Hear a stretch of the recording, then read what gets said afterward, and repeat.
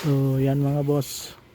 So yung extension sa ground floor, tapos na yung CHP, opening ng mga bintana. Doon sa taas naman yung extension naman sa master bedroom, naka ano na yung CHP, may kulang na lang konti yung kulum. Pero yung sa CR ay sa closet, walk-in closet, tapos na, saka yung sa CR. So bali ito na lang.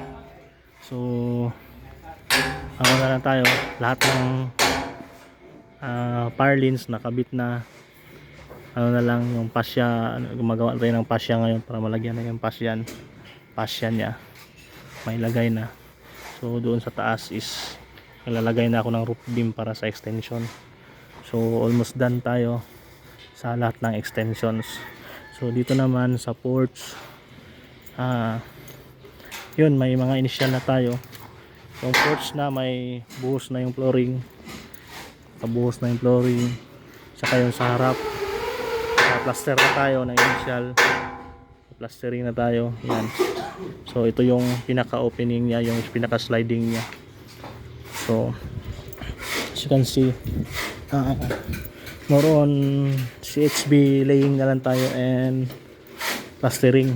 So dito sa loob, so baga ito yung extension niya. So yan, nakakabit na yung mga CHB. So baka mamaya baka mabuhusan na namin to.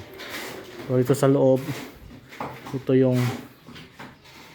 yung wall sa likod is nakaplaster na yan.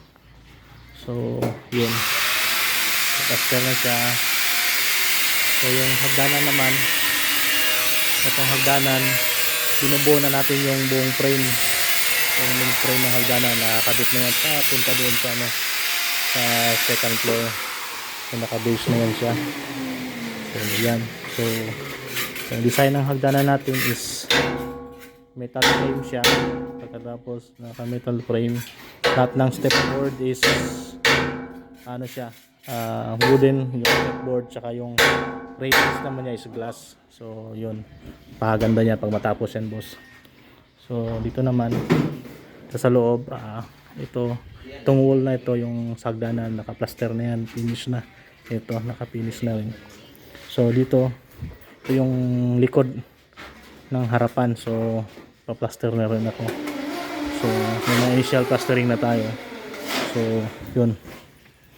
So ito yung extension CR natin. Dito tayo sa living area. So diyan natin ilalagay yung entertainment wall. Then dito sa baba is dito natin ilalagay yung hand wash. May hand wash dito. So pinapatapos ko lang, hopefully within this day masarado na to yung extension.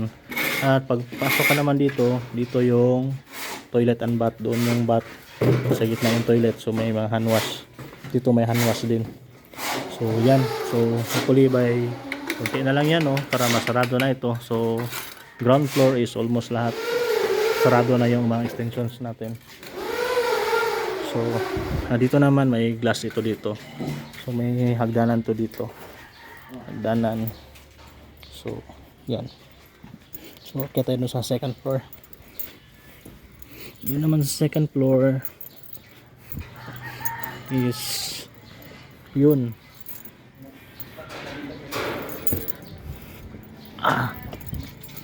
tapos na rin yung yung mga bakal dyan sa roof beam sa second floor. So yan, so titingnan natin lahat ng roof framing is all tayo, done na tayo sa roof framing. So i-start na tayo maglalagay ng mga flashing and flashing gutter. Yun, may mga sway brace na tayo, sagrad, buo yan mga boss, walang putol yan yung sagrad. So dito naman ito, yan, naka CHB na rin kami dun sa Raptor nya. So sarado na rin. So yan. Tapos dito sa master bedroom, itong master bedroom sarado na rin. Kunti na lang masasagad na yung CHB. So tinatapos ko na lang itong bakal nila dito kasi dapat may roof beam kasi tayo dyan. Ito yung extension ng master bedroom. So ito yung walk-in closet. So ibinta na tayo dyan. So yan kinakasan nila. So itong extension ng master bedroom, kunti na lang din. Ito na lang, kakasan na lang namin yung beam. Tapos na yan. Then yun, maglalagay na tayo ng yan, may mga fascia frame na tayo. So pwede natin makapaglagay ng fascia frame. So yan mga boss, ready na lahat. Nandyan na yung ano natin, nandyan na yung mga material natin. Ito yung hagdanan. So ito, kita natin, sasampa na yung hagdanan dito sa second floor. So yun, napakatibay niyan mga boss. So ngayon titingnan natin. As you can see, nandyan na yung roofing natin, yung mga roofing. So yan, ready na. Ando na rin yung mga tiles natin. Nakabili na rin tayo ng mga tiles. And lahat ng mga toilet and bath accessories, hand washing, mayroon tayo doon sa bodega natin, sa opisina natin, sa site office natin. So almost all yung mga material is on site na natin.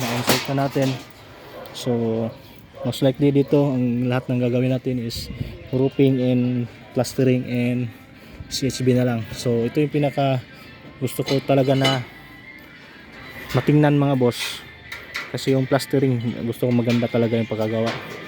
So yun mga boss, ayos na to. So pag pinalas namin yung mga scaffold nito, dapat tapos na to. So ayan, sila foreman tumira dyan. Yan, talagang matibay yan. Makakapal yung mga parlins natin. Kahit takbo-takbo ka dyan sa taas, walang problema. Walang magandang klase yung mga materials.